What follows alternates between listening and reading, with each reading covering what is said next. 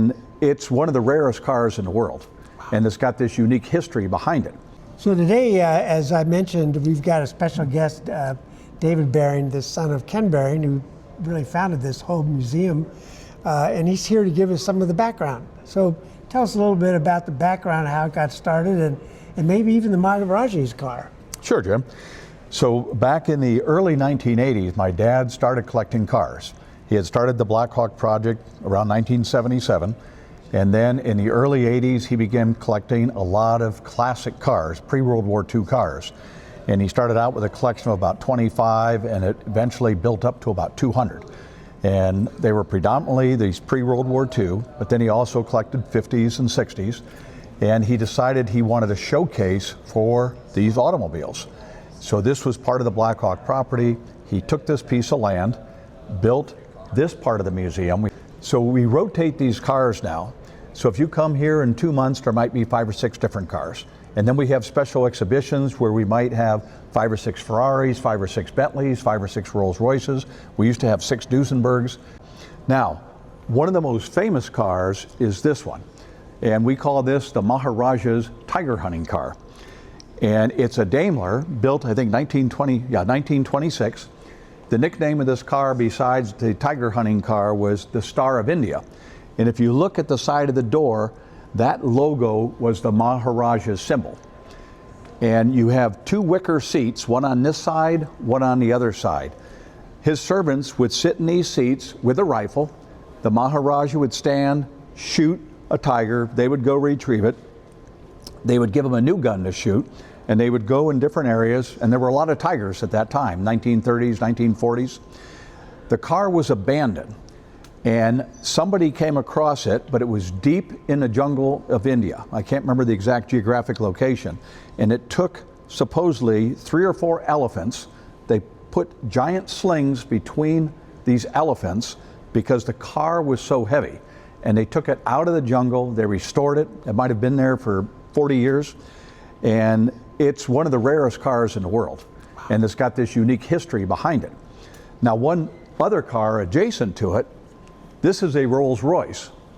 This is from the 1960s, and the interesting thing about this car, it was owned by Fayed, who owns Harrods in London.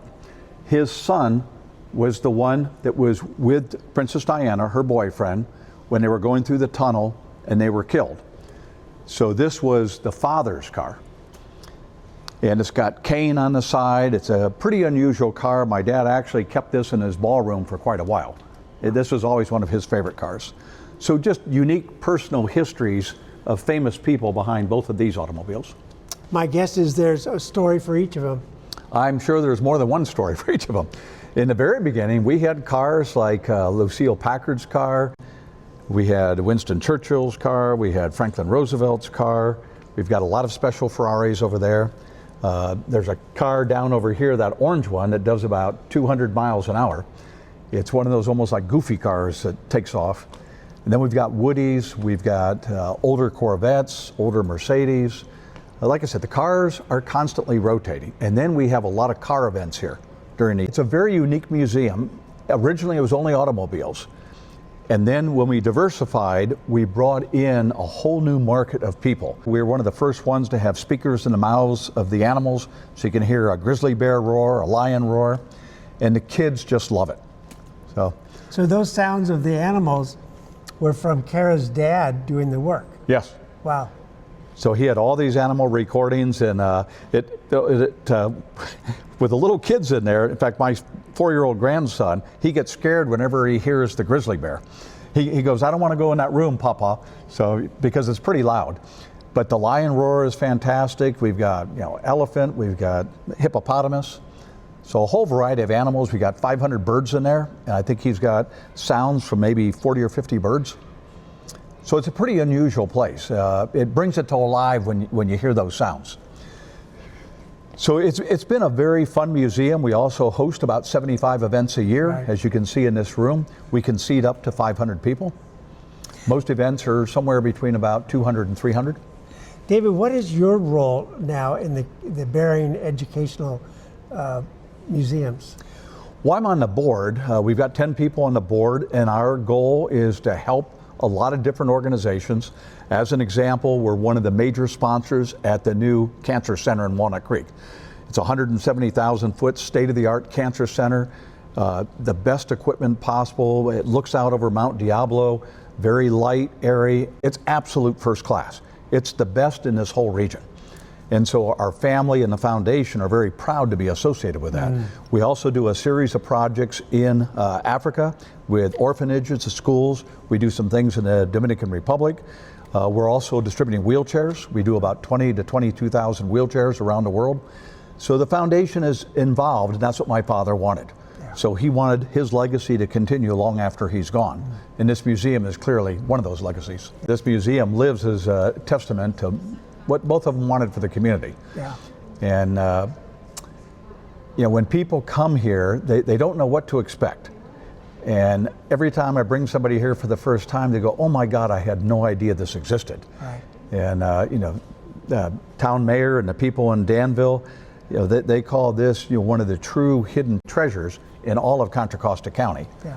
But especially for the town of Danville to have it so close, and it's something wonderful for all the community people. Yeah, it's just incredible. You talk about it being I look at it as a hidden gem. Yeah. And I think of it a hidden gem in the entire Bay Area. It's spectacular. And we're in a very safe area.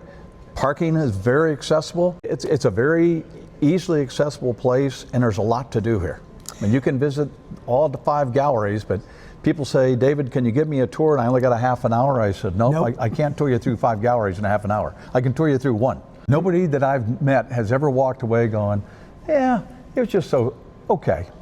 Oh, no. When we used to have people write down notes, I mean, they were all, extremely complimentary, just about what a fantastic experience we had. We had no idea this existed.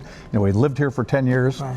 So we encourage everybody to come out and look at it, and they'll definitely return. Well, you obviously are very proud of the legacy that is continued on. Yeah. Yeah. I thank you for your time today, David. You're very welcome. Yeah. All right, thanks, Jim. Yeah.